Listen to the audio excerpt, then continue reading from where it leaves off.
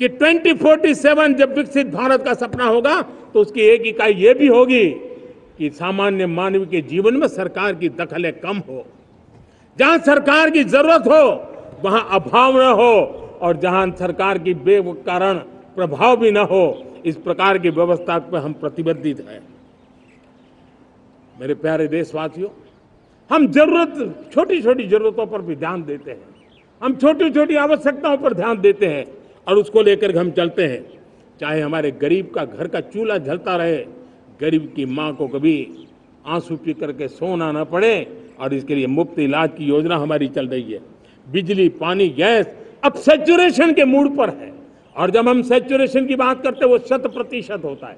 जब सैचुरेशन होता है तो उसको जातिवाद का रंग नहीं लगता है। जब सैचुरेशन होता है तो उसमें पांथिकता का रंग नहीं लगता है। जब सैचुरेशन का मंत्र होता है तब सच्चे अर्थ में सबका साथ सबका विकास का मंत्र साकार होता है।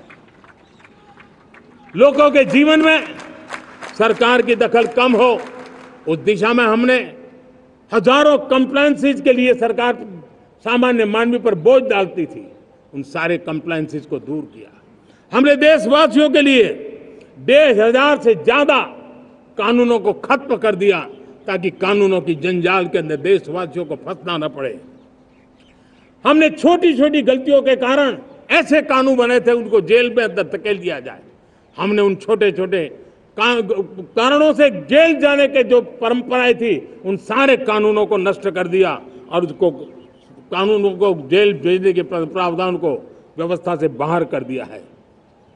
आज हमने जो आजादी की विरासत के गर्व की बात हम जो करते हैं, सदियों से हमारे पास जो क्रिमिनल लॉ थे, आज हमने उसको नए क्रिमिनल लॉ जिसको हमने न्याय संहिता के रूप में, और जिसके मूल में दंड नहीं पर नागरिक को न्याय, इस भाव को हमने प्रबल बनाया है। ईज ऑफ लिविंग बनाने के लिए देशव्यापी मिशन में काम करें। हर लेवल पर मैं सरकार के प्रतिनिधियों का आह्वान करता हूं। मैं जनप्रतिनिधि, वो किसी भी दल के क्यों न हो, किसी भी राज्य के क्यों न हो, सबसे आग्रह करता हूं कि हमने एक मिशन मोड में ईज ऑफ लिविंग के लिए कदम उठाने चाहिए। मैं हमारे युवाओं को, प्रोफेशनल्स को, सबको मैं कहना चाहता हूं, आप अपने स्थान पर जहां पर आपको छोटी छोटी दिक्कतें होती है, आप उसके सॉल्यूशन को लेकर के सरकार को चिट्ठी लिखते रहिए। सरकार को बताइए कि बिना कारण की कठिनाइयां है उसको दूर करने से कोई नुकसान नहीं है। मैं पक्का मानता हूं आज सरकारें संवेदनशील है। हर सरकार, स्थानीय स्वराज्य की संस्था होगी या राज्य सरकार होगी या केंद्र सरकार होगी, उसको तवज्जो देगी। गवर्नेंस में रिफॉर्म्स, ये हमें विकसित भारत 2047 के सपने के लिए हमने उसको जोर लगा करके आगे बढ़ाना होगा, ताकि सामान्य मानवी के जीवन में अवकाश ही अवकाश पैदा हो, रुकावटें खत्म होती चली जाए। नागरिकों का डिग्निटी ऑफ सिटीजन, नागरिकों के जीवन में सम्मान मिले।